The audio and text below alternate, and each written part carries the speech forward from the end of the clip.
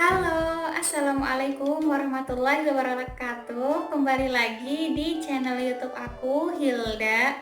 Dan sekarang aku pengen banget ngelanjutin ceritanya Ibunda Aisyah part keempat.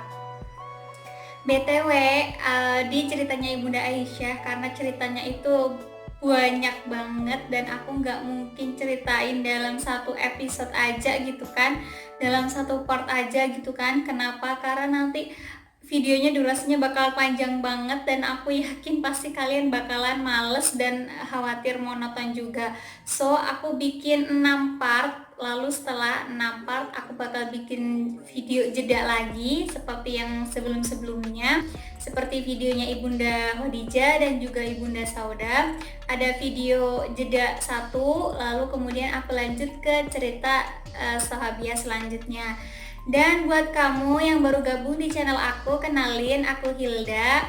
Dan aku suka banget bercerita ya, at least karena emang hobi aku nulis dan juga aku senang banget baca novel, senang banget baca cerita-cerita dan juga kisah-kisah. So kita lanjut ke next videonya aja ya, cerita Ibunda Aisyah part keempat.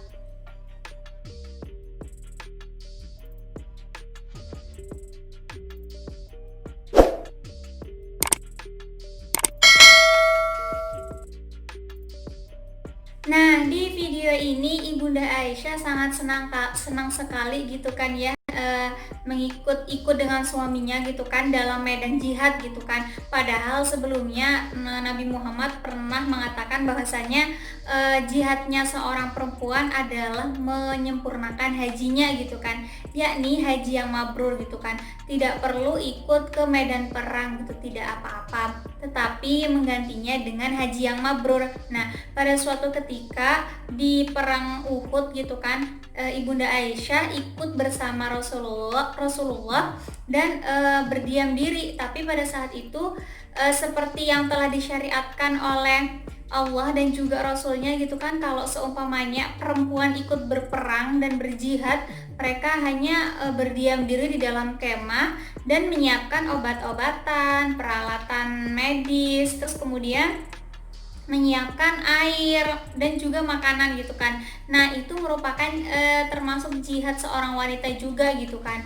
Nah, tetapi gitu pada saat itu di perang Khandaq, nah Ibunda Aisyah ini pernah mengikuti 3 peperangan gitu kan, 3 jihad peperangan bersama Rasulullah. Yang pertama perang Uhud, kemudian yang ketiga adalah perang Khandaq, dan yang terakhir adalah perang saat memerangi Bani Mustalik. Nah, pada saat itu nih ceritanya di perang Khandaq, Ibunda Aisyah ini dia maju di barisan pertama hingga oleh Umar bin Khattab kan ditanyain begini, wahai Ibunda Aisyah, engkau berani sekali gitu kan berada di barisan tentara terdepan gitu kan di peperangan itu. Kemudian Ibunda Aisyah berkata bahwasannya ia lupa memberikan air kepada salah seseorang tentara atau prajurit perang yang pada saat itu sedang sakit gitu. Kemudian Umar bin Khattab mengatakan kembali bahwasanya nggak apa-apa gitu, mereka bisa menjaga stamina tubuhnya gitu. Mungkin nanti aja, soalnya khawatirnya kalau Ibunda Aisyah maju ke depan terus tiba-tiba dari musuh menggempur gitu kan, dan kemudian pasukan Islam telak mundur, khawatir kenapa-napa, khawatir Ibunda Aisyah juga kena tembak atau kena panah gitu kan. Nah, kemudian salah seorang sahabat lagi meyakinkan gitu, tidak apa-apa gitu, Ibunda Aisyah maju saja gitu dan berikan air itu kepada salah satu tentara yang sakit gitu kan. Nah, kemudian Rasulullah meyakinkan lagi bahwasanya kita tidak akan mundur gitu, apapun kondisinya gitu kan, apapun kejadiannya kita tidak akan mundur gitu kan. Kita akan tetap terus melawan para musuh yang datang gitu kan pada saat itu. Nah, kemudian di suatu hari nih setelah pulang dari perang Khandaq, ada paman sesusuannya Ibunda Aisyah ini datang gitu kan. Kemudian ia nggak berani membuka pintu. Kemudian kenapa gitu kan Ibunda Aisyah tidak berani membuka pintunya? Karena pada saat itu setelah Rasulullah pulang dari masjid, ia menanyakan kepada Rasulullah, wahai Rasulullah, tadi sesungguhnya tadi paman sesusuanku itu datang, lalu aku nggak berani membuka pintu kan, khawatir bukan bukan muhrim gitu kan, bukan mahram gitu ya, sorry. Nah, kemudian kata Rasulullah bahwasanya tidak apa-apa gitu kan, biarkan saja ia masuk gitu. Nah, setelah ucapan Rasulullah itu, di hari selanjutnya Ibunda Aisyah pasti membuka pintunya ketika ada paman sesusuannya itu bersilaturahmi kembali gitu kan. Nah, ini ada suatu cerita nih, pada suatu ketika di tengah malam gitu kan ya, Ibunda Aisyah ini bermimpi bahwasanya ia didatangi 3 bulan, dan 3 bulan ini jatuh tepat di atas kamarnya gitu kan. Lalu kemudian Ibunda Aisyah ini menanyakan kepada salah seorang penafsir mimpi. Nah, pada saat itu mimpi ini memang benar-benar kayak tanda-tanda, terus kemudian bisa menjadi kayak sebuah wahyu, bisa menjadi sebuah kepercayaan yang sangat dijunjung tinggi oleh masyarakat Quraisy pada saat itu gitu kan. Lalu kemudian setelah mendengar penjelasan dari penafsir mimpi ini, bahwasanya akan ada 3 orang besar yang akan meninggal di tempat kamu gitu kan, dan akan diwafatkan di tempat kamu. Lalu kemudian Ibunda Aisyah sempat berpikir dan menanyakannya kepada ayahnya gitu kan, kepada Abu Bakar. Ia ke rumahnya Abu Bakar untuk menanyakan kebenaran dari penafsir mimpi tadi gitu kan. Nggak taunya ya, setelah 1 tahun dari Ibunda Aisyah menafsirkan mimpinya, nah ternyata Rasulullah pada saat itu meninggal dunia dan menghembuskan nafas terakhirnya di rumah Ibunda Aisyah. Lalu sebulan kemudian sebulan kemudian Abu Bakar meninggal dan dimakamkan di rumahnya Ibunda Aisyah. Kemudian beberapa tahun berikutnya disusul kematiannya Umar bin Khattab gitu, dan jasadnya pada saat itu dimakamkan di rumahnya Ibunda Aisyah gitu kan, dimakamkan di kamarnya Ibunda Aisyah gitu. Mengapa? Karena Umar bin Khattab, Abu Bakar dan juga Aisyah ingin sekali tempat diberikan tempat peristirahatan terakhir itu di rumahnya Ibunda Aisyah gitu, di dalam kamarnya Ibunda Aisyah gitu kan. Nah, pada saat itu kan Ibunda Aisyah pernah bercerita itu kan kepada Nabi Muhammad, menanyakan gitu kan kepada Nabi Muhammad. Nah, di dalam pertanyaan dan juga ceritanya ini, semalam ia bermimpi lagi bertemu dengan salah satu jin gitu kan, dan juga ada seseorang di dalam mimpinya gitu kan. Lalu kemudian ia sempat menanyakan kan kepada salah seseorang ini, tapi bukan yang jinnya ya, kepada salah seseorang ini bahwa ini siapa gitu kan, dia adalah jin. Kemudian Ibunda Aisyah berusaha membunuh si jin ini, dan akhirnya jin ini terbunuh gitu kan. Lalu oleh seseorang ini ditanya, ini kejadiannya di dalam mimpi ya, bukan di dunia nyata gitu kan.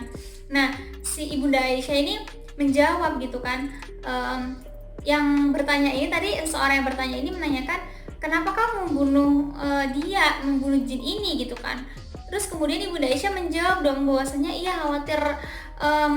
khawatir diganggu jin gitu kan, padahal ia adalah Ummul Mukminin, padahal dia adalah istri-istri Rasulullah gitu kan, yang pasti dijaga oleh Allah dari jin-jin ataupun dari yang akan mengganggunya gitu kan. Lalu kemudian si seseorang yang ada di dalam mimpi Ibunda Aisyah ini menjawab bahwasanya ia ini adalah jin muslim gitu. Akhirnya Ibunda Aisyah menyesal sekali kan. Lalu setelah bangun dari tidurnya, ia menyuruh pelayannya Barirah untuk mengambilkan 12.000 uang dirham dan memberikannya kepada orang-orang yang membutuhkan. Nah, ini merupakan kayak tebusan gitu loh, maksudnya kayak rasa penyesalannya ini ia ingin mengaplikasikannya dan ingin memberikannya ini kepada orang-orang yang lebih membutuhkan gitu. Jadi dengan memberi ia mampu meredam gitu perasaan menyesalnya, perasaan menyesal yang ada di dalam dirinya gitu kan. Nah, pada suatu ketika Ibunda Aisyah ini benar-benar sangat ia sangat menjaga gitu kan, menjaga pakaiannya, menjaga hijabnya. Nah, pada saat itu sudah ada turun ayat hijab gitu kan di surat An-Nur ayat 22. Nah, setelah meninggalnya Rasulullah, meninggalnya Abu Bakar dan meninggalnya Umar bin Khattab, Ibunda Aisyah ini bahkan tidak pernah melepas hijabnya dan melepas pakaiannya di dalam kamar. Ya pasti pergi ke tempat lain gitu kan. Mengapa? Karena di dalam kamar ini ada Umar bin Khattab, ada jasadnya Umar bin Khattab gitu. Bahkan ia sangat dijuluki dengan sifatnya yang sangat pemalu karena itu gitu kan. Ada jasadnya Umar bin Khattab yang ada di dalam kamar, tapi ia tetap menggunakan pakaian rapi gitu, tetap menggunakan hijab, kemudian pakaiannya masih tertutup gitu kan. Nah, mulai saat itu Ibunda Aisyah benar-benar menjaga kesuciannya gitu kan, menjaga dirinya gitu. Nah, ini ada suatu cerita yang mungkin teman-teman pernah dengarkan gitu ya di sejarah Islam gitu kan, di buku-buku cerita-cerita Nabi gitu kan, bahwasanya ada peristiwa Ifki. Nah, peristiwa Ifki ini benar-benar mengguncang sejarah umat Islam pada saat itu ya, mengguncang keluarga Abu Bakar, mengguncang keluarga Rasulullah, mengguncang seluruh istri-istri Rasulullah gitu kan. Mereka kayak diuji gitu kan untuk tidak membicarakan saudaranya gitu kan, untuk tidak membicarakan kejelekan-kejelekan saudaranya gitu kan. Dan seluruh umat Islam juga diuji gitu kan, bahwasanya pada saat itu jadi ceritanya pada saat perang Khandaq gitu kan, pada saat Nabi Muhammad ingin memerangi Bani Muthalib. Nah, Ibunda Aisyah ini ikut, ternyata ia mendapat jatah undian pada saat itu sehingga ia ikut kan. Kemudian setelah turun ayat hijab sehingga Ibunda Aisyah ini kayak masuk di dalam tandu gitu, masuk di dalam tandu dan tandunya dibawa oleh prajurit-prajurit kaum muslimin. Dan setelah itu ia ngerasa, waktu itu kan sempat berhenti sebentar ya di perkemahan. Nah, setelah berhenti dan menyiapkan makanan gitu kan, menyiapkan segala-galanya, ternyata ada sesuatu yang hilang di dalam diri Ibunda Aisyah gitu kan, yaitu berupa kalung pemberian Rasulullah. Akhirnya ia mencari kalungnya, mencari-cari sehingga ia terlambat pas waktu dibawa oleh tentara-tentara yang udah berangkat. Nah, tentara itu ternyata nggak menyadari kalau sesungguhnya di tandu ini nggak ada Ibunda Aisyah.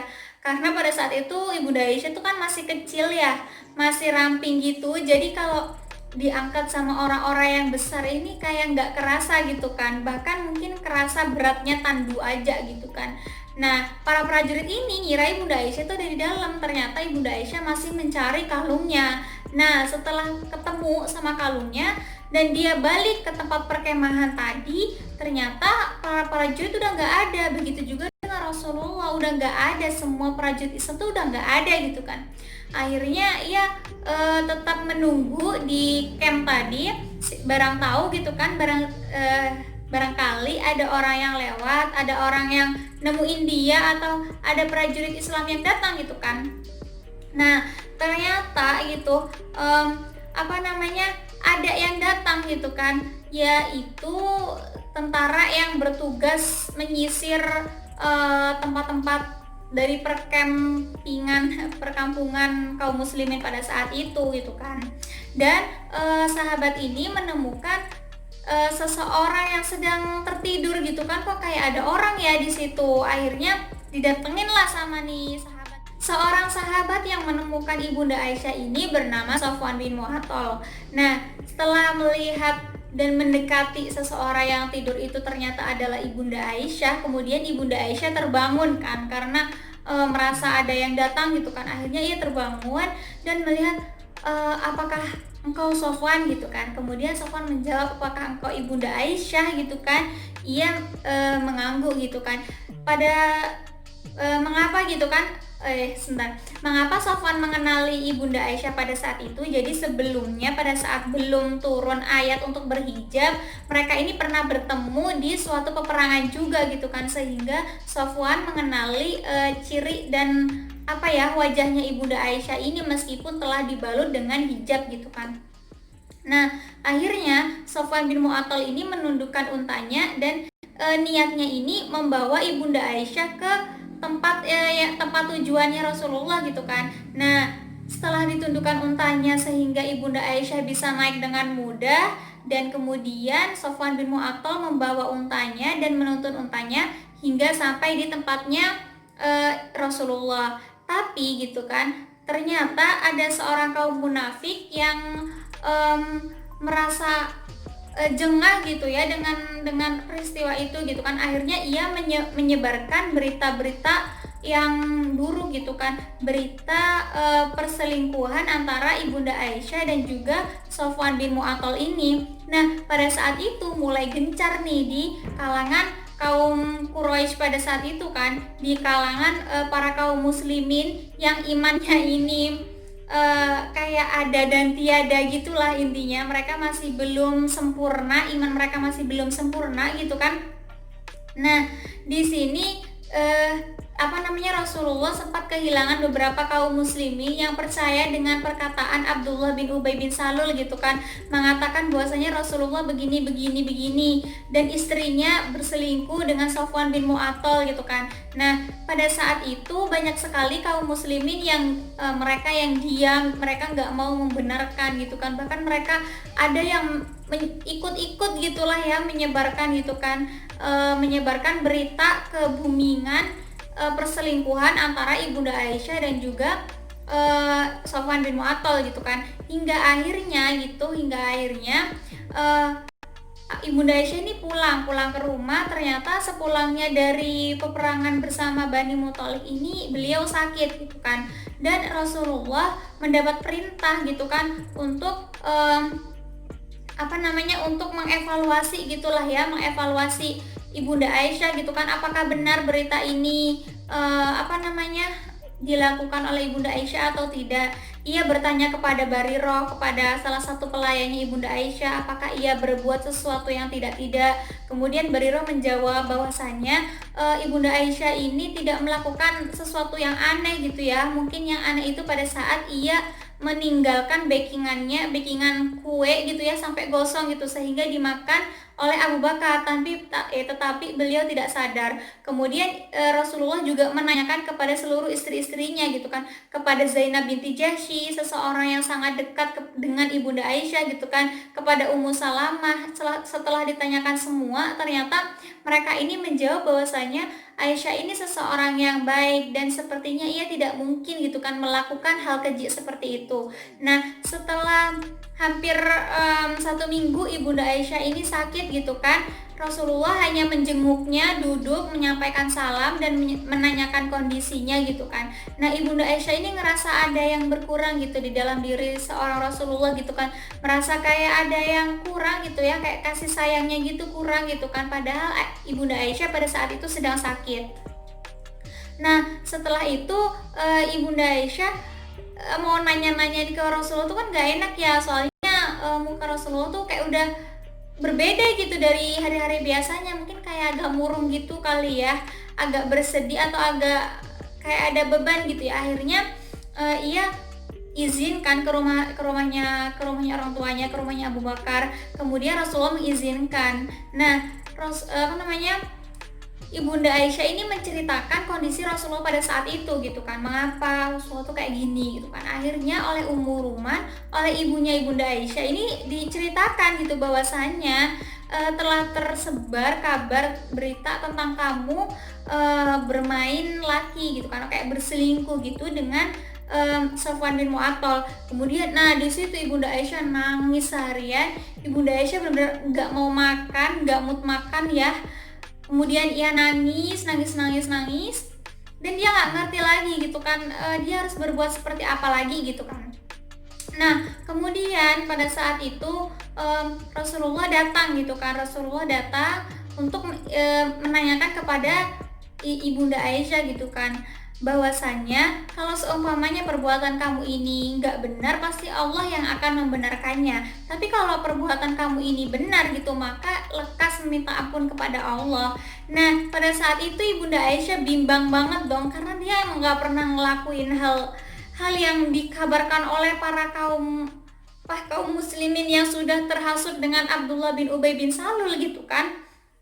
Jadi ya benar-benar kayak ih kok gini banget gitu ya. Akhirnya Ibunda Aisyah ini bilang gitu ke ayahnya, Abi ini tolong dijawab dong, Rasulullah berkata demikian. Kemudian Abu Bakar, aku tidak bisa berkata-kata lagi gitu kan, sampai seperti itu gitu kan. Kemudian Ummu Ruman juga ditanya seperti itu. Kemudian Ummu Ruman juga menjawab bahwasanya aku tidak bisa berkata-kata lagi. Nah, pada saat itu karena Ibunda Aisyah juga belum menghafal banyak ayat Al-Qur'an kan, sehingga ia menjawab seperti ucapannya Nabi Yusuf di surat Yusuf ayat 18. Kemudian Rasulullah kembali. Nah, Ibunda Aisyah akhirnya menjawab perkataan Rasulullah ini dengan perkataan yang telah diucapkan oleh Nabi Yusuf pada saat ia dituduh berzina gitu kan, di surat Yusuf ayat 18. Nah, setelah itu udah hampir satu bulan ya, udah hampir satu bulan, akhirnya ia pada saat itu ingin buang hajat gitu kan bersama Asma binti Abu Bakar.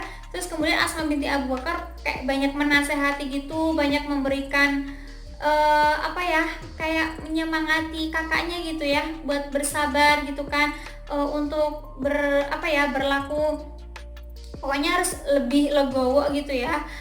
Mungkin ini sebenarnya nggak benar gitu kan, tapi kita tinggal menunggu saja, Allah akan menyebarkan berita baik kok, tenang saja gitu. Kalau memang kakak nggak ngelakuin ini, pasti nggak akan pasti Allah akan membersihkan nama buruk kakak dan nama yang telah tercemar gitu kan. Hingga pada suatu ketika Nabi Muhammad mendapatkan wahyu, yaitu di surat An-Nur ayat 10. Nah, di sini menjelaskan bahwasanya Ibunda Aisyah udah dibebaskan dari prasangka-prasangka yang tadinya membuat Ibunda Aisyah ini jelek gitu namanya. Akhirnya Rasulullah maju di depan mimbar gitu kan, dan mengumumkan untuk tentara prajuritnya untuk menghukum para kaum muslimin yang telah menghina dan yang telah diam tentang berita ini gitu. Maksudnya tidak membenarkan, mereka malah diem aja, kayak membenarkan juga enggak, menyalahkan juga enggak, jadi kayak diem-diem aja gitu kan. Mereka ini dihukum dengan hukuman yang tidak terlalu berat. Nah, tetapi gitu kan, untuk mereka yang ikut menyebarkan, yang pokoknya udah kemakan sama omongannya Abdullah bin Ubay bin Salul ini, hukuman mereka ditangguhkan hingga hari kiamat gitu kan, hingga Allah sendiri yang akan menghukumnya di neraka jahanam nanti gitu kan. Nah, di pelajaran kisah ini kita benar-benar bisa mengulik mengulik nasihat gitu kan dari cerita ini, bahwasanya kesabaran dari Ibunda Aisyah ini benar-benar harus kita contoh gitu kan. Meskipun gitu banyak sekali fitnah yang datang kepada dirinya, banyak sekali ucapan-ucapan yang membuat dirinya tuh benar-benar down pada saat itu. Nah, jadi kejadian ifki ini berlangsung selama 1 bulan kurang lebih 8 hari gitu. Bayangin 1 bulan Ibunda Aisyah sakit gitu kan. Sakit ya, pertama karena sakit mental, terus kemudian sakit sehingga mempengaruhi fisiknya gitu kan, sehingga mempengaruhi fisik dan fisiknya sakit selama kurang lebih 1 bulan gitu kan. Nah, setelah itu, setelah mendengar Allah memberikan namanya bersih kembali gitu kan ya, membersihkan namanya gitu kan. Akhirnya Ibunda Aisyah senang gitu kan ya, kemudian meminta maaf kepada Rasulullah bahwasanya ia benar-benar pada saat itu gitu kan, ia benar-benar ditolong oleh Sofwan bin Mu'attal, dan ia ketinggalan oleh tentara prajurit pada saat itu gitu kan. Ini benar-benar ceritanya gemes banget ya sama Abdullah bin Ubay bin Salul gitu kan. Dia ini adalah sebenarnya dia tuh orang Yasrib, orang Madinah. Nah, dia itu udah mulai nggak suka sama Nabi Muhammad itu pada saat kedatangan Nabi Muhammad di kota Madinah gitu kan. Di kota Madinah pada saat Rasulullah mulai menyebarkan Islam dan membangun pencakar-pencakar langit yang mampu memberikan apa ya, tarbiyah, yang mampu memberikan tausiah-tausiah, yang mampu memberikan pendidikan gitu kepada kaum muslimin. Nah, Abdullah bin Ubay bin Salul ini mulai geram gitu kan, mulai kesal, hingga pada suatu ketika ia benar-benar mendapatkan waktu yang cocok untuk membalas dendam kepada ibunda Aisyah dan juga kepada Rasulullah gitu kan, dengan memfitnah ibunda Aisyah yang berselingkuh dengan Sofwan bin Mu'attal. Nah, sebenarnya gitu kan, Abdullah bin Ubay bin Salul ini sebenarnya dia ini orang yang paling buruk akhlaknya gitu kan. Dia ini orang Yahudi, cuman karena takut dibunuh, akhirnya dia masuk Islam. Tapi masuk Islamnya ini ia termasuk di golongan kaum munafik gitu kan, sehingga iman itu tidak benar-benar hadir di dalam hatinya. Nah, mungkin sampai sini ceritanya Ibunda Aisyah di part keempat. Semoga teman-teman suka dan aku akan kembali besok di part kelima. Semoga teman-teman bisa mendapatkan pelajaran dari cerita Ibunda Aisyah di part keempat ini, dan semoga kita tetap bisa diberikan kesehatan oleh Allah sehingga aku dapat menceritakan Ibunda Aisyah di part kelima besok insya Allah ya. Dan buat kamu yang suka sama cerita storytelling dari aku, please jangan lupa klik like dan juga komen. Please, aku mohon banget subscribe ya teman-teman, karena subscribe itu gratis, gampang banget, tinggal diklik tombol merah. Dan juga kalau kamu pengen banget dengerin cerita Ibunda Aisyah dan juga keseharian aku, kamu bisa banget klik notifikasi lonceng biar kamu bisa mendapatkan notifikasi setiap kali aku upload video. So, thank you banget ya. Ya Allah, makasih.